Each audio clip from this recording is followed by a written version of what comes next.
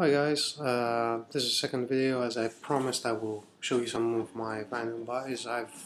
It's 40 of them, so I will not be showing all of them because I don't have the time. And just go really quickly with some of the ones that I really believe that are worth it. So first one is a bunch of records from one of my favorite bands. Band's called Kyuss. If you don't know it, it's one of the most important stoner rock bands from the 90s. They made 4 records. I have 3 of them. The first one, well, 4 of them actually. I have 3 of them. They've made 5. One is called Sign of Kyuss, and it's just really underground. You can't find it anywhere. The second one was Wrench, and the other 3 are here. These are really nice vinyl reissues, 108-gram vinyl, and there's Blues for the Red Sun, and Welcome to Sky Valley. Not much to see, it's not like gatefold or anything, and this is one of the best ones I think, which is The Circus Leaves Town, and it's German copy, which is obviously not highly regarded here in Europe. Europeans look out for American copies and Japanese copies and whatever, and I know that some in the US they have a bit better esteem for the European copies, but really good heavy vinyl. I actually do have in the Circus Leaves Town the original one that came out of Germany in, I don't know, 94 or something, 93 or 94, but it wasn't that good quality edition. This one is a bit better, I think. Really wish I had the original American editions, but I'm not sure whether they actually were out on vinyl. Probably they were, but I haven't ever seen them anywhere on eBay or anywhere else being sold. So for all I know, they never came out. Now this is a record that I found on Spotify, which is a streaming service. It's not available in the US if anybody from the US is watching. So this is a band called Nice Face. I really got attracted to it from just looking at the record sleeve. I was like, "Ooh, this looks interesting."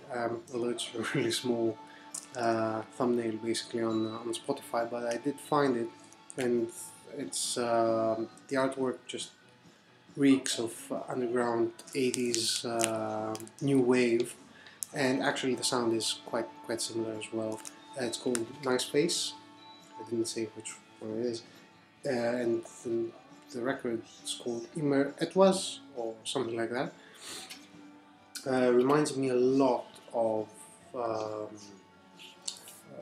quite a lot of things actually, and it's basically new wave punk, bit of Jesus and Mary Chain there, and a bit of everything, and it's really nice, really loud. 2 thumbs up from me. Now the other one I want to show you is a compilation from again new wave, minimal, as it says here, minimal wave music from Europe and North America recorded in the 80s. These are bands that basically never made it to the mainstream. This is a compilation called Minimal Wave Tapes. This is volume 1. It's a double LP. You've never heard of the bands playing here, but they're really good for this type of music if you're into it. It's sort of like minimal disco, whatever have you, and it's a really good compilation. It's volume 1. Volume 2, I think, which not I think I do actually have it, is called Cold Wave, and it's more of European French bands that play something similar, but because they're French, they called it a bit differently and they called it Cold Wave. But essentially it's new wave, minimal electronic sounds or whatever, and there were apparently a lot of bands at that time from the US and from Europe as well.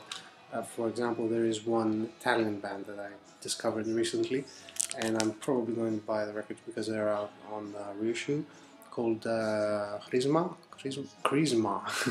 It's a Greek word, so I put in my Greek pronunciation there. Chrisma, and they're quite good actually. I've listened to them on Spotify, and they're quite good. So probably I will go for that. And the very last one I want to show you is something that I got purchased from, forgot the name of the shop. It's a big shop in the US, specializes on audiophile vinyl.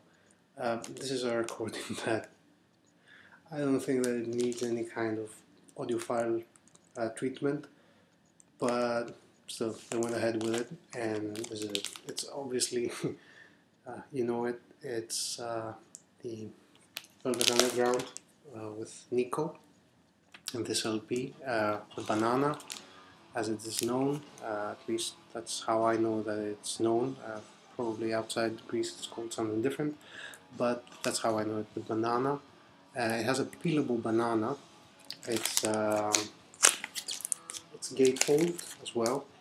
I haven't opened it. You know, it's one of those things that you just buy and I will probably never play it, to be honest. Just bought it because I had to have it. I cannot have the original one. From what I've heard on, what I've read actually on several forums, is the closest you can get to the original.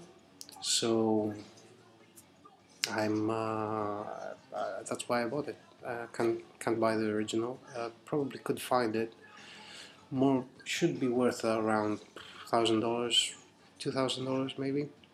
It's a bit of money, so I'd rather get a good reissue of that and just have it, because it's you know, I know the record. I've bought it